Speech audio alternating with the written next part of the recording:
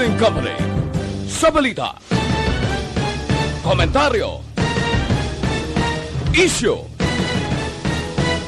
serbisyo publiko. Aksyon Radio! Sa Bacolod, Aksyon Radio! Aksyon Radio!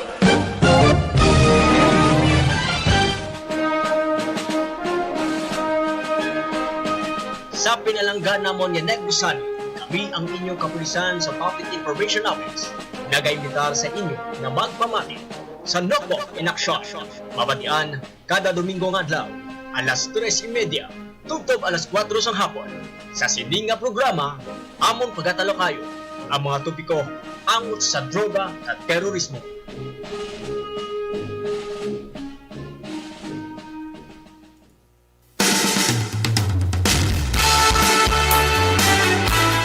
Sa tanan niya tagpalamati sang Aksyon Radio Bacolod. Subong man sa mga nagatanaw sa aton sa Facebook Live.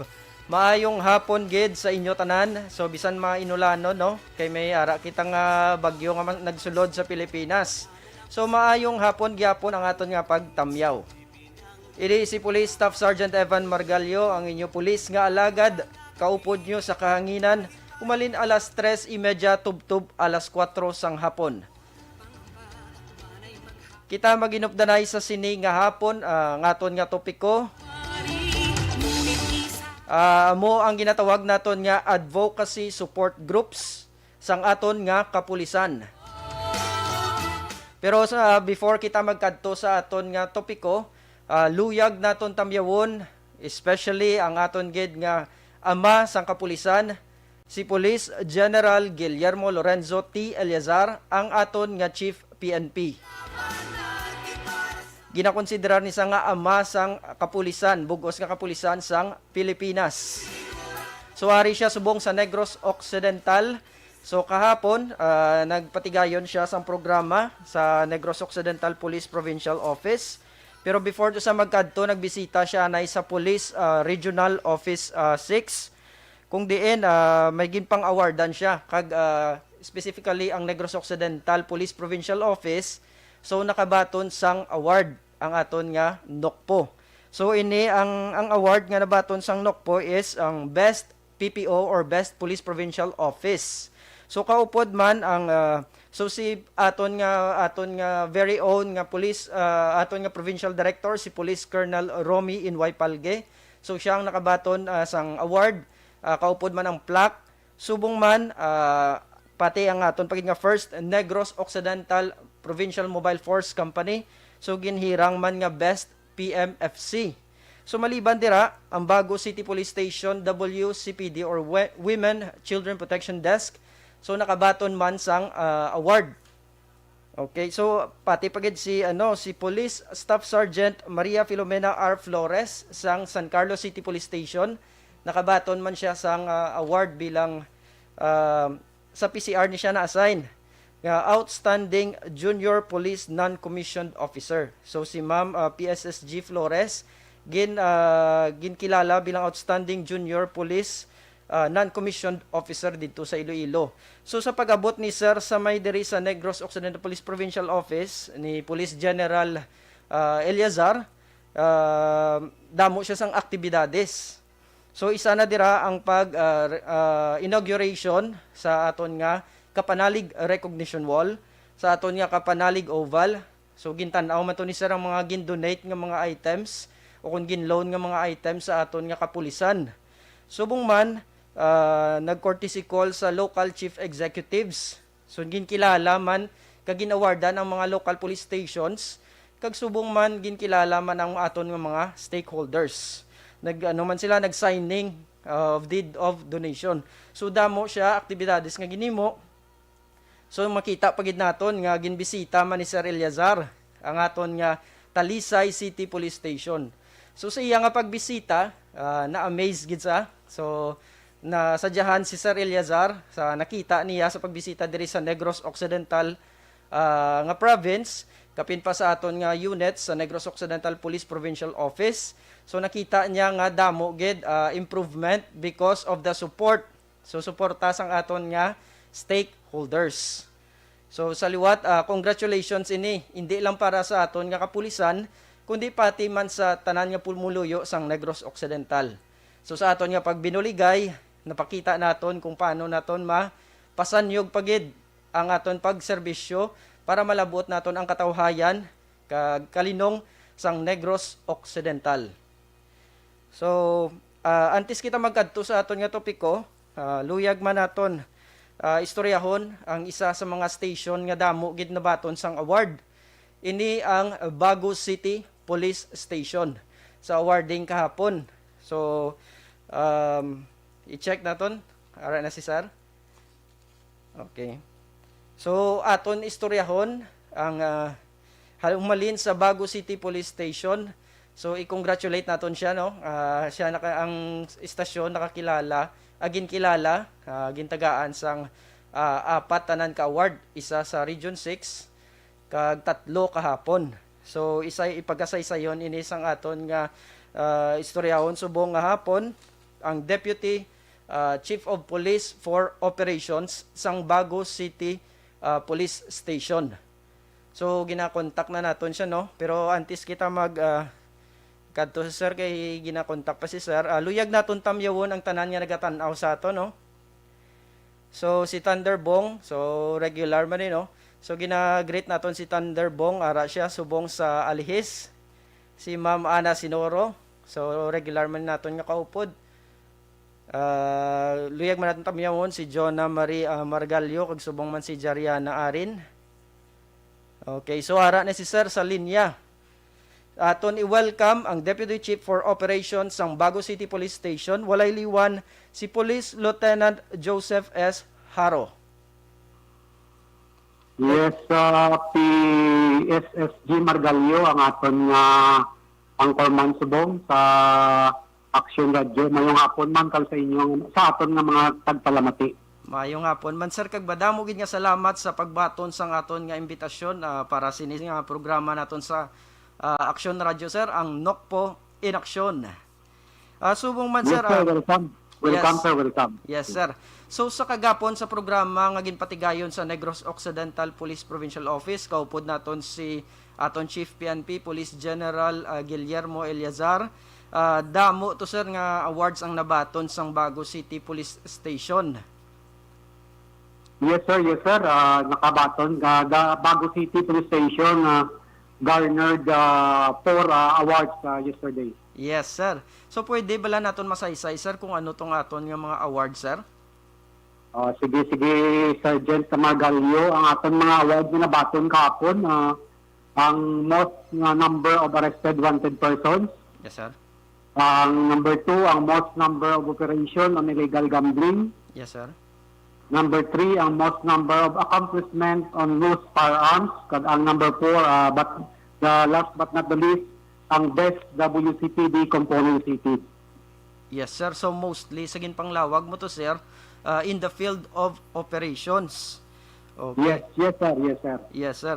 So sa mga aside sa aton nga mga activities, sir, nga ginkilala, meaning nag-improve kita ang highest nga performing sa Negros Occidental. So aside sir sa mga amutong activities, ano pagid nga ang mga iban nga programa sa Bago City Police Station para mapasanyog pagid ang kalinong kag katawhayan sa Bago City? Ang aton subong ginapadayon nga mga aktibidades sa Bago City Police Station, mga future activities natin ini, ang aton nga padayon nga pag-implement kag campaign against criminality. Yes, sir. Ang aton barangay visitations and training of barangay tanods and DPATs. Yes, sir. In other post multipliers. Yes, sir. Para sa implementation sa aton health protocols, sa aton crime prevention and the anti-criminality campaign. Yes, sir. Okay, so amo pa ng mga activities, labi na gid nga ara pasubong ang COVID-19, sir, no? So Yes, hindi ko natin madula, sir, ang aton implementation sa aton minimum health safety protocols naton. yes, sir. So kamusta man dra sa Bago, sir, nang gasunod man bala ang mga aton nga mga pumuluyo sa aton nga mga minimum health protocols?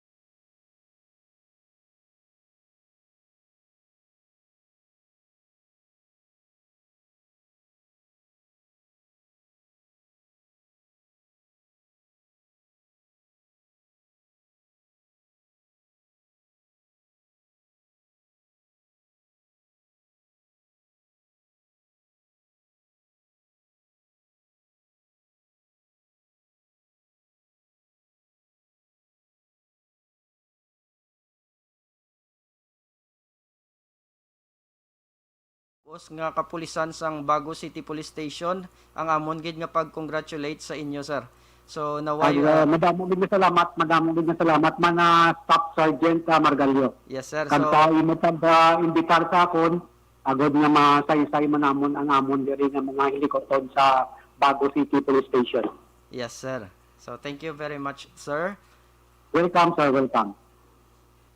Mga kaabiyanan, amuyad to ang aton nga Deputy Chief sang Operations sang Bago City Police Station. So kay aton nga try nga ginreach si Ma'am Malong, samtang may ara siya nga importante nga ginahikutar. So gin designate ni Ma'am Malong, Police Lieutenant Colonel Joe M. Malong, ang Chief of Police ang Bago City Police Station, gin designate yang iyang deputy, mo to si Police Lieutenant Joseph Haro. So ang aton nga topiko gid nga subong nga kabiyanan sa sining nga hapon amo ang advocacy support groups sang Philippine National Police. So as I understand, it is a program. So programa ini sang aton nga DPCR o kon Directorate for Police Community Relations. So gin-cascade ni pakadto sa istasyon. So para makabulig sa aton. So ang main niya ning idea is to give to ask for support especially sa aton nga stakeholders. So sino lang aton mga ginakonsiderar nga stakeholders? So from the civilian sector, from the also mga local chief executives, local government unit. So tanan nga outside sa PNP, so sila na ang aton ginakonsiderar nga stakeholders.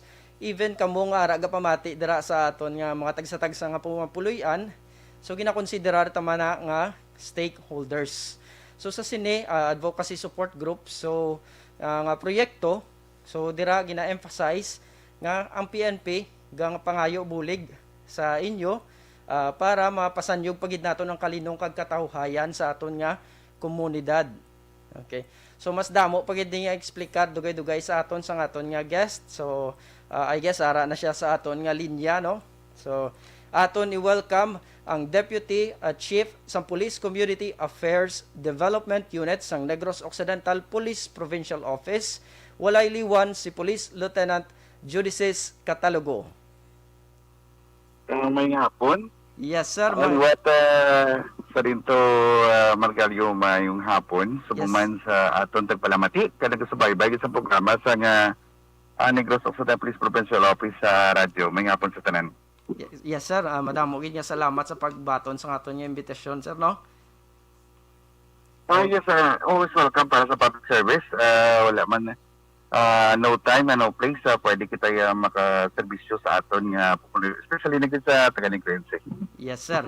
So ang aton nga pag-istoryahan, sir, sa sining nga hapon is all about advocacy support group. So pwede mo kami matagan sang idea about ining programa naton sang PNP, sir? Yes, this advocacy support group Lingkod Bayan. Amo ni siya nga aton nga title ang gin-organize ini sa Philippine National Police in the purpose nga isuportahan ang kampanya sa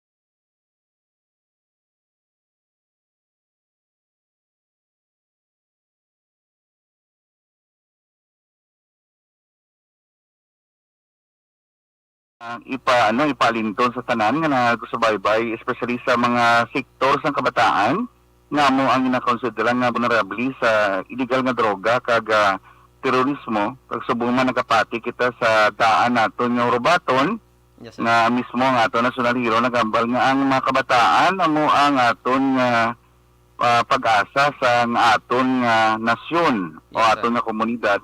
So ang akon nga imbitasyon sa ila nga ipalayo ang ila kaugalingon sa illegal nga droga subong man sa terorismo, magsuporta sa programa sa kapulisan, mangin produktibo, Yes, sir. kag mangin what calls this a good citizen sa paghatag o kung pagsuporta sa mga programa sa gobyerno, especially nagid sa programa sa Philippine National Police on anti-illegal drugs and terrorism. Yes, sir. So aside sa KKDAT, sir, ano pagid ang iba ni advocacy groups, support groups, sir? Ang gina-consider ko man sa rinto, ang isa ka importante mga organisasyon subong ka naghatag kita awareness is di kaligkasan. Yes, sir. Ang kaligkasan, duwa ni sa ka-word sa Tagalog, amo ni ang kaligtasan ng kalikasan.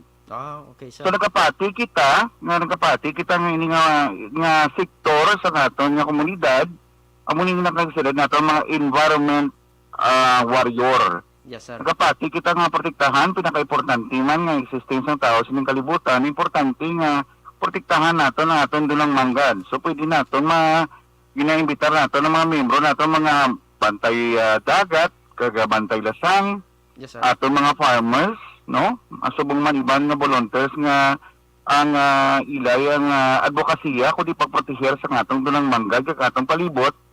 So part sinidi nga atong activities sa muna nga atong ginabantayan ng atong mga kalasangan, subong naton nga mga kadagatan. So ang pagpatinlo sa atong palibot, isa ini kaming concern sa natawag nga grupo sang kaligkasan. Okay, sir. So kaligkasan kag KKDAT na to, sir, duwa ka sektor nga importante gid nato, no? So sila isa na ang duwa na isa sa pinaka-aktibo sa aton nga pagsuporta sa kapulisan. Sir, kung may ara, yes, sir. Kung may ara, sir Luyag mag-join, paano sila mag-intra sa aton advocacy support group, sir? Okay, gina-welcome gid sa tagsa ka mga police station sa Negros Occidental ang gusto nga mag-intra sa koalisyon sa organisasyon nga ginapangunahan sa aton nga Philippine National Police. Magkadto lang sa inyo nga mga police station nga makitaan sa inyo nga lugar. Yes, Pwede sir. kita mangmangkot sa aton nga mga kapulisan kung ano ang proseso ng miyembro. Kag pwede na as long it is nga may ara kita dedikasyon subong man involvement, no? Yes. Pwede gid may mga ginalantaw nga mga simple nga mga requirement sa rinto Yes, sir. that eventually nga hapos man lang nga i-comply kati ara naman sa aton, especially nga aton nga ID atong mga sidula sa pagpakita kung taga-diin kita. Yes, sir. Kaya ang aton nga minkansa nga importante kung diin ka nga lokalidad, ito kang ma-apply or not only mag-apply kundi magpakita sa mga suporta sa mga Sir. programa, especially nga aton advocacy support group. Okay, sir. So, makadto lang sila sa local police station nila, sir, kung gusto nila mag-signify nga magbulig o mag-upod sa aton nga ASG, sir. Exactly, sa amo ginaang maturan na magkadto lang kamo sa inyong mga police station, magpamangkot sa pangitaon ninyong mga police PCR personnel kay nakabalo sina. Kag ang tanan nga mga kapulisan nakabalo sina when it comes sa atong nga programa sa Advocacy Support Group Lingkod Bayan. Yes, sir. So, antes kita magtakop, sir Luyag, maghatag mensahe, sir? Ang i-grab ko na lang opportunity ang kapulisan naton sa bilog nga Pilipinas may mga programa nga nagka-address ang all sector of society. Yes, Ang inyong mga programa amon ginalantaw sa Philippine National Police nga makabuligid kag nagaimbitar nga ang aton nga obligasyon nga mapatawhay ang aton palibot ginapangunahan sa Philippine National Police, pero hindi lang ni ang mismo ang Philippine National Police ang may responsibility diri, kundi ang tanan nga sektor, tanang individual kag tanang nga Pilipino may obligasyon nga patawhayon ang aton nga nasyon o atong komunidad para makahatag kita, makahimo kita sa sosyedad nga matawhay kag ang business kag ekonomiya makasanyog naton tungod matawhay ang aton nga lugar kag komunidad. Madamo nga salamat. Madamo gid nga salamat sir kag more power. Okay, so mga kabyanan, amuyad to si Deputy Chief sang aton nga Police Community Affairs Development Unit sang Negros Occidental Police Provincial Office. So dutay na lang ang oras naton nga nabilin, luyag naton na basahon ang mga greetings sa aton nga Facebook Live. So gapa shout out gali si Thunderbong, shout out kay Ryan Peruelo kag kay Richmark Mahinay.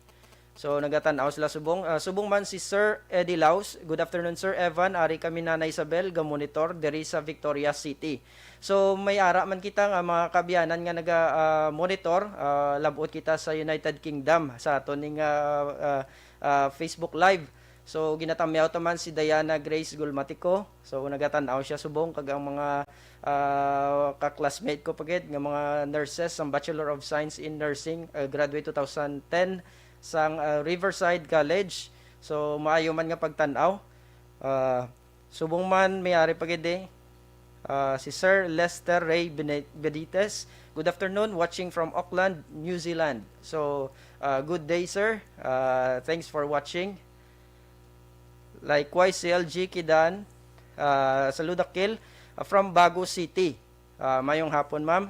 Si Nel Katagi, Katagi kag Ubanda family sa Valladolid. Norilyn Inigo Leones, Brian Belardo, gatanaw man. So maayong hapon sa tanan.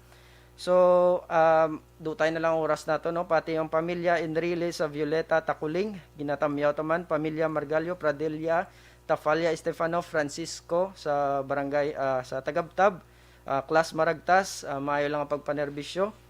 So man ginapasalamatan man naton ang management sang Aksyon na Radyo Bacolod sa paghatag sa aton sa oportunidad para mapatigayon ning aton activity.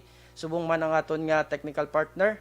So sa liwat, mag-inupdanay naman kita, same time, alas 3:30, tubtob alas 4 sang hapon, sa madason nga Domingo. Sa balita, una sa Aksyon sa Bacolod. Aksyon Radio. Mare, pirmi ba nimong hiktan ang imong kabuhi? Good news!